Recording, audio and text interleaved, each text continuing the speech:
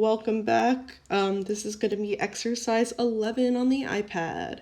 So for this exercise, you're going to be learning about something called clipping masks. Clipping masks well, we'll get into it and I'll show you. So we're going to create, instead of creating new, we're going to go into import and open and go to photos.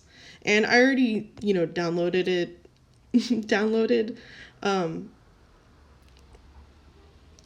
this 13A image with the roses.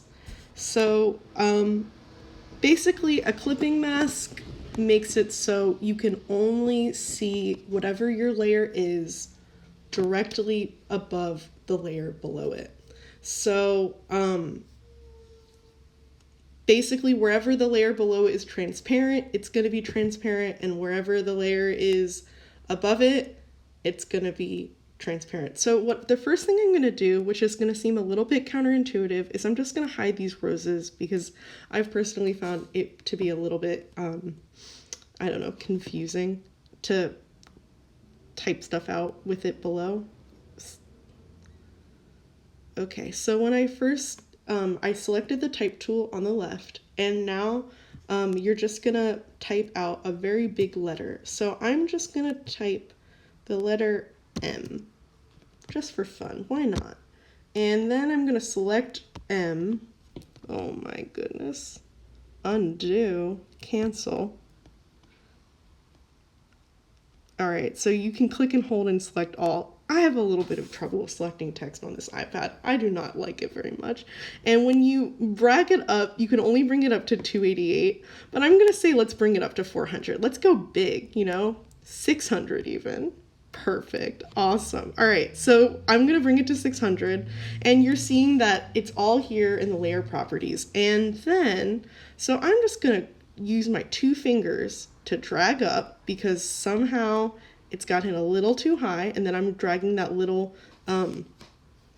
crosshairs to drag it back down.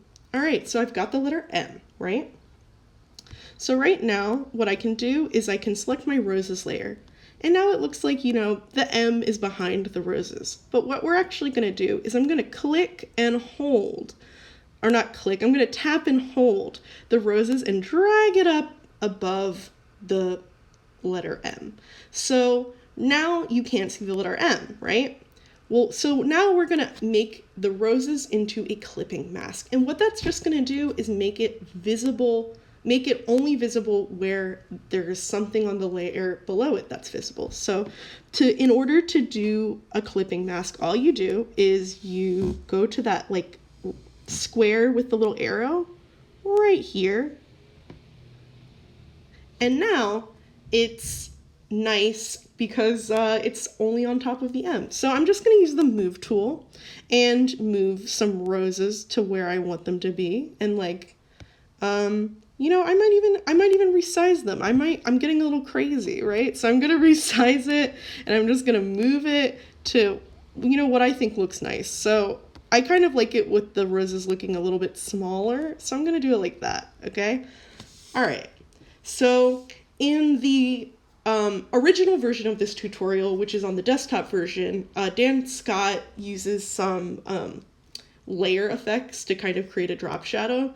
Those are not available on the iPad version of Photoshop yet. Actually, if you have your text layer selected, and you go to layer properties and you hold, you hide the text and paragraph section, and you could even try, I guess it just doesn't have effects. But for most layers, when you go to effects, it just says this feature isn't supported on mobile devices yet. So, but anyway, what we're going to do instead is you're going to select your text layer, right? And then you're going to go to the ... and you're going to go to duplicate layer. So that actually accidentally broke my clipping layer. So I'm just going to select that again and turn on my clipping layer again so it's fixed.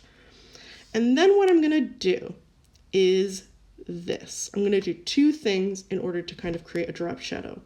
The first thing I'm going to do is I'm just going to take the move tool with my bottom M selected, and just move it over a little bit. And so that kind of gives it an interesting little cutout effect anyway.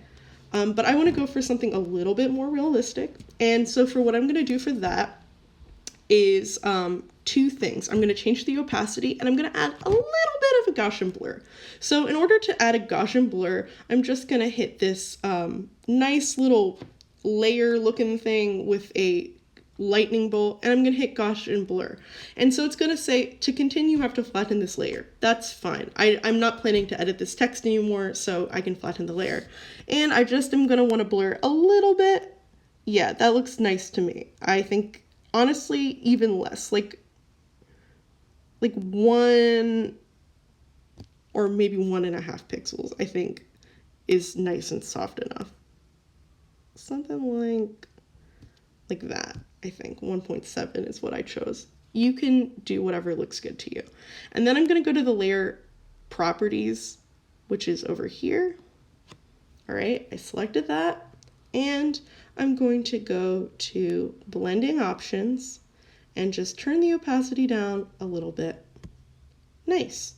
And then finally, all I'm going to do is I'm going to make a new layer. So I'm just going to tap the new layer button, which is that square with the plus. And I'm going to drag that below my M.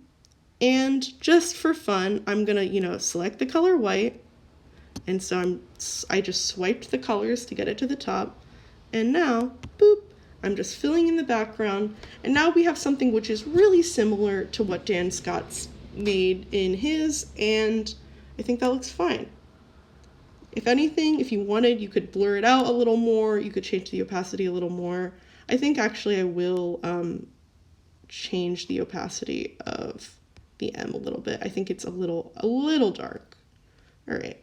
And so I just lightened it up, and I think that looks quite nice. So yes, that's what I'm gonna do.